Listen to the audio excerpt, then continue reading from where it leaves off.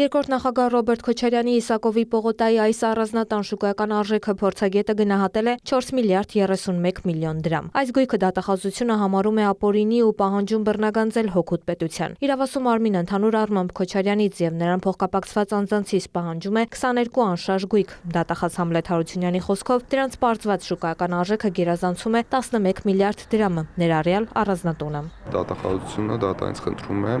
Ռոբերտ Քոչարյանից եւ նրան փոխկապակցված անձանցից հօգուտ Հայաստանի Հանրապետության բռնագանձել երկու գույքի ձեռքբերման արժեք ավելի քան 3 միլիոն դոլար եւ 985 միլիոն դրամ արժեքով ձեռքբերված պարտատոմսեր։ Պահանջվում է նաեւ ավելի քան 1.4 միլիոն դոլարի ավանդ 15 իրավաբանական անձանցում մասնակցություն, ավելի քան 4 միլիոն դոլարի, 8.3 միլիարդ դրամի, 260 միլիոն ռուբլու եւ շուրջ 590 հազար եվրոյի փոխառությունների պահանջի իրավունք երկու տրանսպորտային միջոց։ Ավելի քան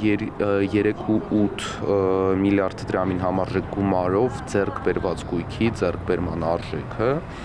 եւ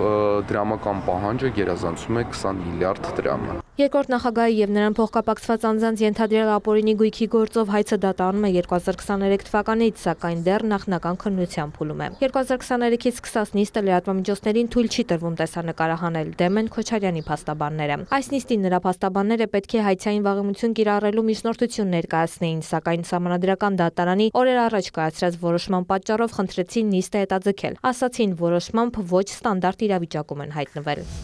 Այս պահին ես կարծում եմ արդարադատության շահ պահանջում է, որպեսզի այս առանցքային փուլի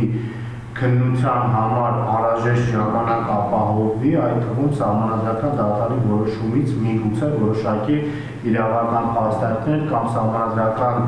մեկնաբանության արդյունքում որոշակի համալրումներ անելու համար։ Դատախազը չառարկեց միջնորդության դեմ ընդգծելով իրավասու մարմինը եւս ունի մեկնաբանություններ, որոնք այդքան էլ չեն համապատասխանում պատասխանողների հնչեցրած մեկնաբանություններին, բայց արդյունավետ կլինի բարձր դատանի որոշմանը ծանոթանալուց հետո շարունակել նիստը։ Ավելի քան 2 տարվա քննությունից հետո Սահմանադրական դատարանը օրեր առաջ հրապարակել է ապօրինի ծագում ունեցող գույքի բռնագանձման օրենքի սահմանադրությանը համապատասխանելու հարցով որոշումը, եզրահանգել, որ բռնագանձման ենթակա է այն գույքը, որը պաշտոնյան ձեռք է բերել պաշտոնը ստանձնելուց հետո, ինչպես նաև այն գույքը, որը կապ ունի համապատասխան հանցանքի հետ։ Որոշումն ամբողջությամբ կհրապարակվի ապրիլի 21-ին։ Տաթև Խաչատրյան, Արման Թովմասյան, լուրեր։